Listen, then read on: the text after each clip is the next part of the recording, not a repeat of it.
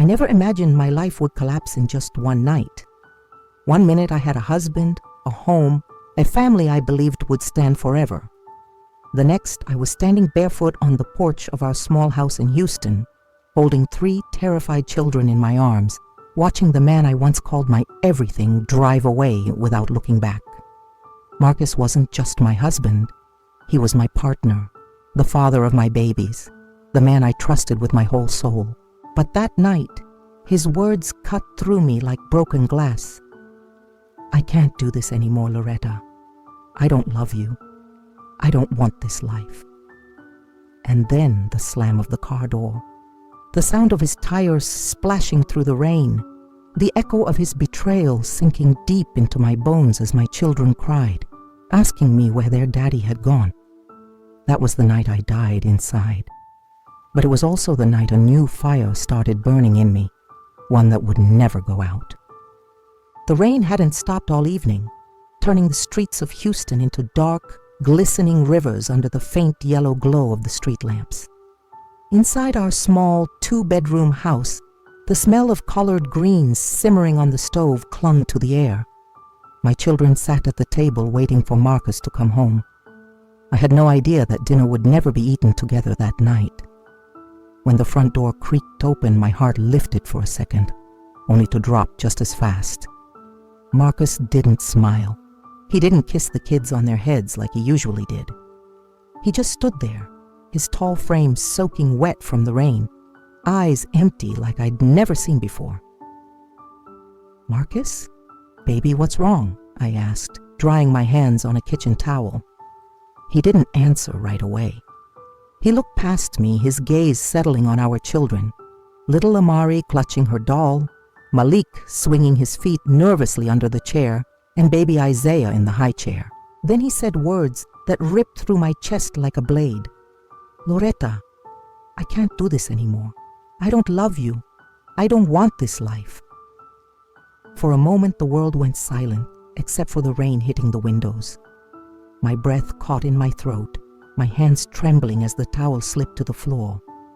I searched his face for some sign that this was a cruel joke, but all I found was distance.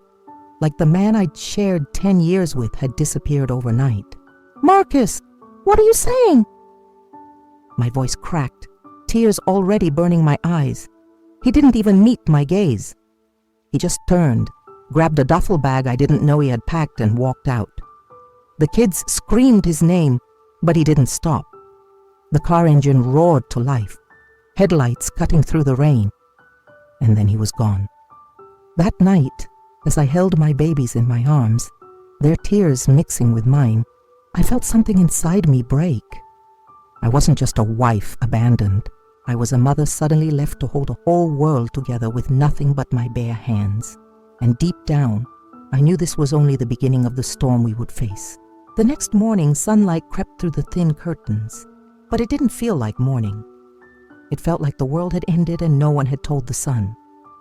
My 3 babies clung to me as if letting go meant losing everything all over again. My oldest, Amari, only 8, whispered, "Mama, is Daddy coming home?"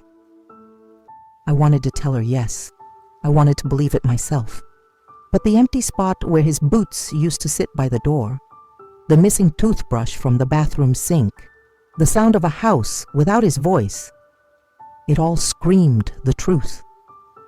Marcus wasn't coming back. The silence in the house was heavy, like a weight pressing down on my chest. I reached for my phone over and over, hoping maybe he'd call, maybe he'd say he made a mistake. Nothing. Hours turned into days. Friends I thought would be there stopped answering my messages. Even his family refused to pick up my calls. It was as if we had been erased from their lives the moment Marcus walked out that door. Money ran short quickly. Marcus had taken his paycheck account with him, leaving me with barely enough to buy diapers and bread. I called every place I could think of, looking for work, but nobody wanted to hire a woman with 3 kids and no one to watch them. Each rejection cut a little deeper, reminding me of how fragile our lives had become overnight. That first week, every time a car passed outside, Malik ran to the window, hoping it was his daddy coming home. Every time it wasn't, and every time my heart broke all over again. At night, when the kids finally cried themselves to sleep, I sat alone on the couch staring at the wedding picture on the wall. A picture of a woman who thought she was loved, a man who swore forever, and a promise that turned out to be nothing but a lie. But even in that crushing silence, a voice inside me whispered, "Loretta, you can't stay down. Your babies need you standing." And though I felt like I was drowning, I swore that somehow I would find a way to breathe again. 2 weeks after Marcus left, my phone buzzed late at night. It was a message from my neighbor, Tasha. She hesitated before telling me what she had seen. Marcus, walking hand in hand with another woman near a downtown restaurant, smiling like a man who had never known heartbreak. My stomach turned, but what shattered me completely was the name that followed, Danielle Carter. Danielle wasn't a stranger. She was someone I had once called a sister. We grew up on the same street, shared secrets under the Texas sun, and leaned on each other through life's hardest moments. She had been in my home countless times, eating at my table, laughing with my kids, hugging me like family. And all this time, while I fought to keep my marriage alive, she was holding my husband's hand in the dark. The rage came first, hot and blinding. I wanted to scream, throw something, burn every memory of them both. But then came the pain. Deep, suffocating, the kind that steals your breath. My mind kept replaying every late night Marcus said he was working overtime, every time Danielle came over looking tired, every whisper that didn't make sense until now. The betrayal wasn't just Marcus walking out on me and the kids. It was knowing he walked into her arms, a woman I trusted like blood. I confronted Danielle the next day. My voice shook, but my eyes were steady. She stood on her porch, arms crossed, wearing that same crooked smile that once made me believe she was a friend. "Why, Danielle? After everything, why him?" I asked, my throat burning with tears I refused to shed. She shrugged like my pain meant nothing. "He chose me, Loretta. That's life. Maybe you should have been a better wife." Her words sliced through me sharper than any knife could. I walked away that day, not just abandoned, but humiliated. My world wasn't just broken. It had been mocked, stepped on, and thrown away like trash. That night, as my children slept, I sat on the floor of our kitchen and let myself cry, louder than I had in weeks. I cried for the love I lost, the friendship I buried, and the woman I used to be. But as dawn crept through the blinds, another feeling stirred inside me. Not forgiveness, not yet, but a silent vow. They might have stolen my husband. They might have tried to steal my worth. But they would not take my future. The days blurred together after the truth came out. Every morning felt heavier than the last. Every breath a reminder that I was alone in this fight. The bills stacked high on the kitchen counter like a cruel countdown, and my fridge became emptier with each passing day. I pawned the little jewelry I had left, my grandmother's earrings, the bracelet Marcus gave me on our first anniversary, all gone for diapers, milk, and second-hand clothes for the kids. The ring I once swore symbolized forever. I sold it for $50 and a bag of groceries that lasted less than a week. The world outside kept moving, but inside that house, time stood still. My babies clung to me, their little bellies growling, their eyes searching mine for comfort I didn't know how to give. Malik, only 6, offered me his half-eaten sandwich one night. "Mama, you can have the rest," he said, his big brown eyes wide with worry. I smiled through tears, taking a tiny bite just so he wouldn't know I hadn't eaten all day. There were nights I sat on the floor with my head in my hands, rocking back and forth, praying to God for a miracle, for a way out of the pit we were in. Sometimes the darkness whispered lies to me, that I wasn't enough, that Marcus was right to leave, that my children deserved better than me. But every time I looked at their faces, sleeping close to each other on a mattress we all shared, something inside me refused to give up. I might have been stripped of everything, but I still had them. And as long as my babies needed me, I couldn't let the pain swallow me whole. One night, exhausted and starving, I stood by the window watching the rain fall, just like the night Marcus left. The same storm, the same tears, but a different Loretta. My reflection in the glass looked hollow, beaten. Yet somewhere in those tired brown eyes, a faint spark still glimmered. I didn't know how, I didn't know when, but deep down, I made myself a promise. This would not be the end of my story. It was a Sunday afternoon when everything shifted. I had taken the kids to a small park a few blocks from our house, a rare escape from the suffocating weight of our four walls. The sun was warm, the air smelled faintly of cut grass, and for a moment, my children's laughter broke through the heaviness I'd been carrying for weeks. That's when I saw her, Mrs. Evelyn Harris. She was sitting on a bench feeding the pigeons, her silver gray hair wrapped in a colorful headscarf, her kind eyes scanning the playground. She'd been my late mama's friend, a woman I hadn't spoken to in years. When she noticed me, her face softened, like she could see every ounce of pain I'd been hiding behind a forced smile. "Loretta Johnson," she said, opening her arms to me. "Baby, you look tired all the way down to your soul." I don't know why, but those words broke something inside me. I sat beside her, and before I knew it, tears were streaming down my face. I told her everything: Marcus leaving, Danielle's betrayal, the nights I went hungry so my babies could eat. I let it all spill out like a dam finally bursting. Mrs. Harris didn't interrupt. She just held my hand, nodding, humming softly like a lullaby only a mother could know. When I finally stopped shaking, she looked me in the eye and said, "Baby girl, life tried to bury you alive. But you ain't done yet. You still got fight in you, and I know you've got a gift the world needs to see." I frowned, confused. She smiled and reminded me of the one thing I had forgotten about myself: my voice. Back in high school, I used to write poems, little stories, even essays that won contests. "Loretta," she said, "there are mamas out there who need your words, your truth, your fire. Don't let pain silence you." That night, after putting the kids to bed, I found an old notebook buried under a pile of unpaid bills. My hands trembled as I opened it, pen hovering over the first blank page I'd seen in years. And then slowly, I started to write. I wrote about heartbreak. I wrote about betrayal.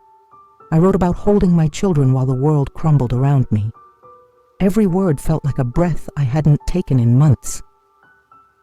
For the first time since Marcus left, I felt alive.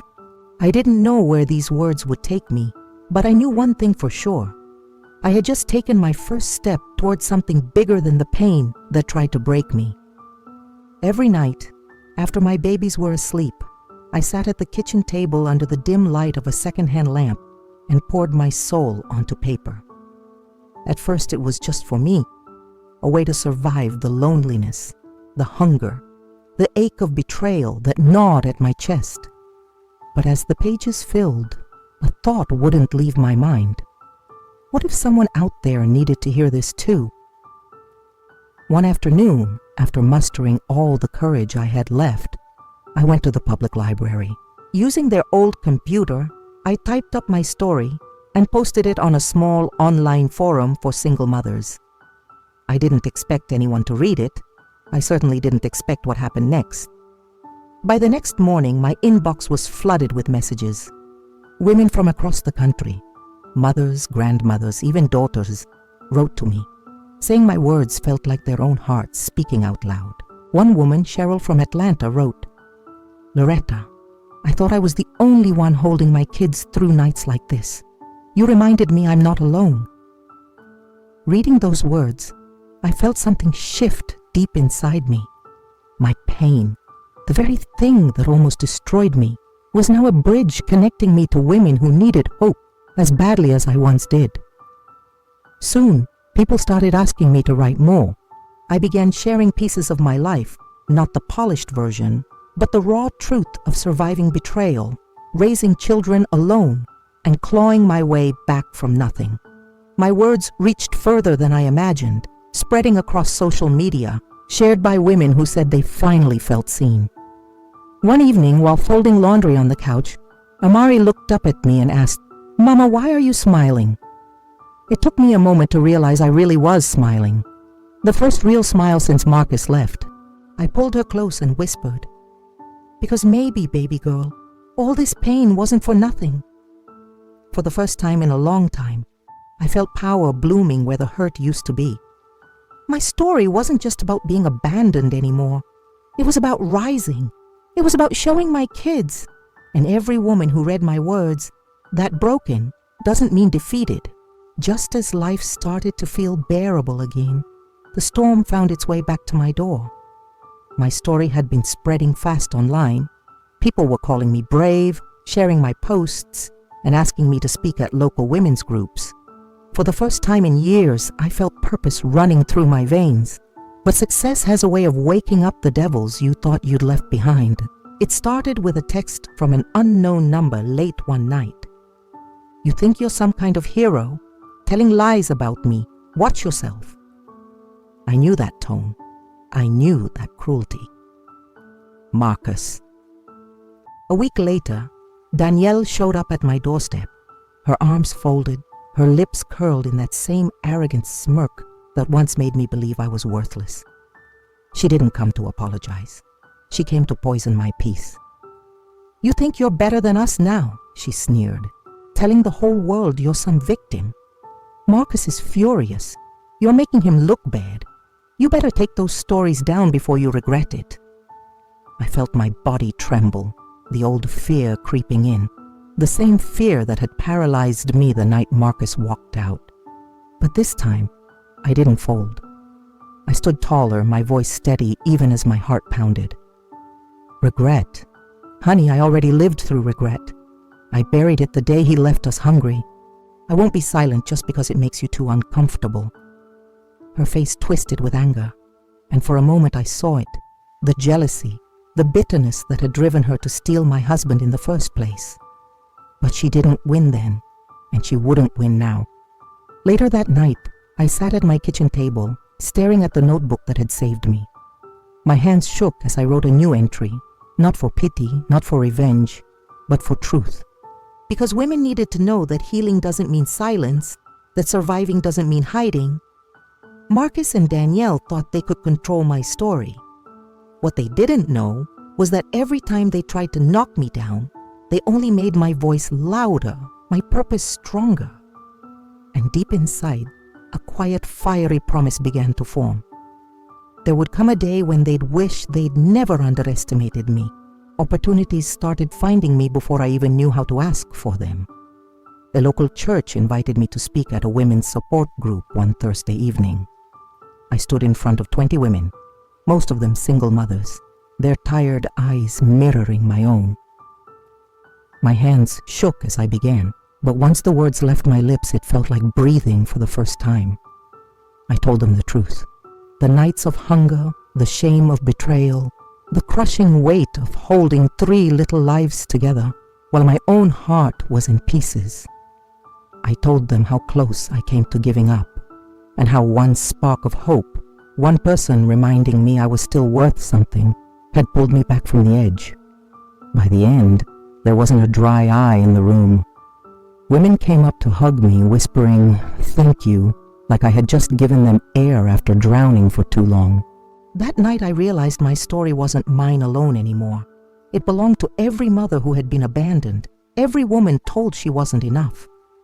Soon my words reached further than I ever imagined. My posts online gained thousands of shares. A small nonprofit for women in crisis asked me to write for their platform. Invitations to speak came from schools, shelters, and community centers. And every time I spoke, I felt Marcus and Danielle's shadow shrinking in the distance. Their betrayal had once defined me, but now it only fueled the fire that lit my path forward. One afternoon, Amari came home from school, holding a drawing. It was of me, standing on a stage, people clapping with a crown over my head. "Mama," she said, smiling wide, "you're famous. You help people. I want to be like you when I grow up." Tears welled in my eyes as I hugged her tight. She didn't know it yet, but that was my real victory. Not the followers online, not the speeches, but knowing my children were watching me rise from the ashes instead of staying buried in them. For the first time in my life, I felt like my voice had a purpose bigger than my pain. And deep inside, I knew this was only the beginning. It was a quiet Sunday afternoon. The kids were playing in the living room, laughter echoing through the house, a sound that once felt impossible here. I was folding laundry when I heard it. A knock at the door, not a friendly one. A heavy, deliberate knock that made my stomach drop. When I opened the door, my breath caught in my throat. Marcus. He looked nothing like the man who walked out on us months ago. The sharp confidence that used to make me feel small had faded. His eyes darted nervously, his clothes wrinkled, his jaw tight as if he'd swallowed his pride just to stand there. "Loretta," he started, his voice low, almost pleading. "Can we talk?" Every memory of that night, of Danielle's smirk, of my babies crying for their daddy, came crashing back. My hands gripped the doorframe to stop them from trembling. "Talk about what, Marcus?" I asked, my voice steady, though my heart pounded like a drum in my chest. He sighed, rubbing the back of his neck. I made a mistake.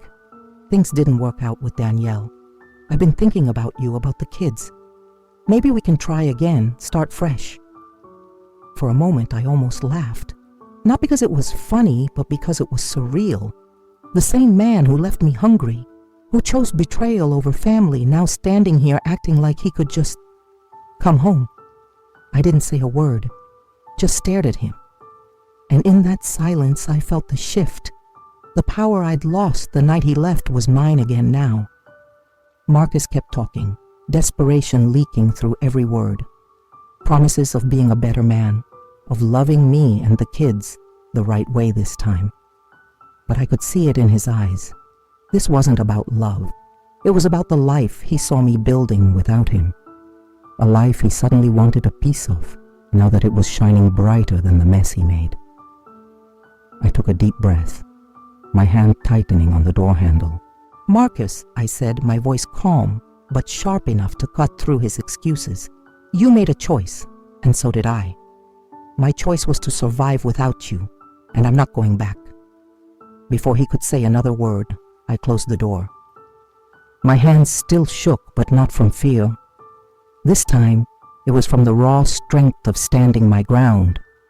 From that moment on, I knew one thing for sure. The past might knock, but it would never walk back into my life again. After that day, Marcus didn't stop trying.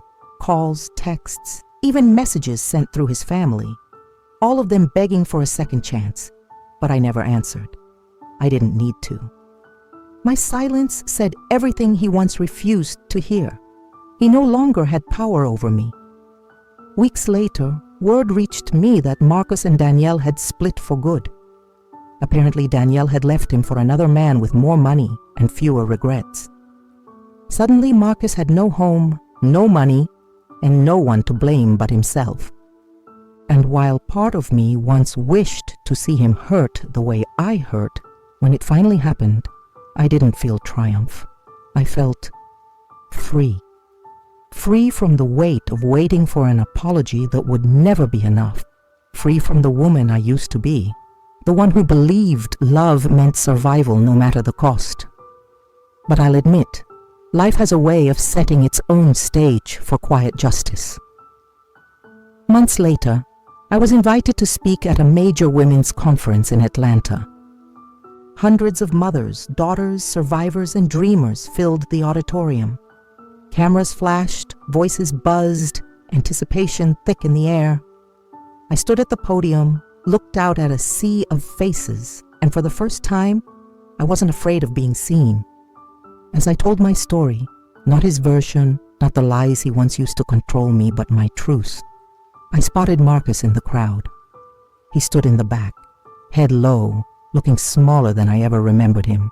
He wasn't the man who once slammed the door in my face. He was just a stranger who had lost everything he tried to destroy. I didn't stop speaking. My voice grew stronger, clearer, lifting every woman in that room higher with me. Every word was a nail sealing the coffin on the life Marcus thought I'd stay buried in. And he had no choice but to stand there and watch me rise above him. When the applause roared through the auditorium, I glanced his way one last time. Our eyes met, and for the first time, I saw no anger, no power, no hold over me, just defeat. I smiled softly, turned away, and walked off that stage knowing my revenge wasn't about making him suffer. It was about proving, to him, to Daniel, to every person who had ever tried to break me, that they failed. And in that silence between us, he understood. I had built a life brighter than the fire he tried to burn me in, and there was no place for him in it anymore. When I look back now, it almost feels like another lifetime. Those nights on the kitchen floor, holding my babies close, wondering how we'd make it through another day. I used to think survival was the finish line, that just breathing, just existing was enough. But I was wrong. Survival was only the beginning. Today, my life isn't perfect. I still carry scars you can't see, and there are nights when the memories sneak in uninvited. But I'm not that broken woman anymore. I am a mother who stood in the storm and refused to let it drown her. I am a voice for women who've been told they're worthless. I am proof that being abandoned doesn't mean being defeated. Marcus thought leaving would end me. Danielle thought stealing my family would destroy me. But all they did was set me free to build a life they could never touch. My revenge wasn't a scream or a fight. It was silence. It was rising higher than their hate could ever reach. To every mother out there listening to my story right now, wondering if you're strong enough, let me tell you this. You already are. The world may try to bury you, but you are not soil for their cruelty. You are the seed that grows through the cracks, reaching for the sun, unstoppable. And when the people who broke you come knocking, wanting back what they threw away, you'll know the truth. I learned the hard way. You never needed them to begin with.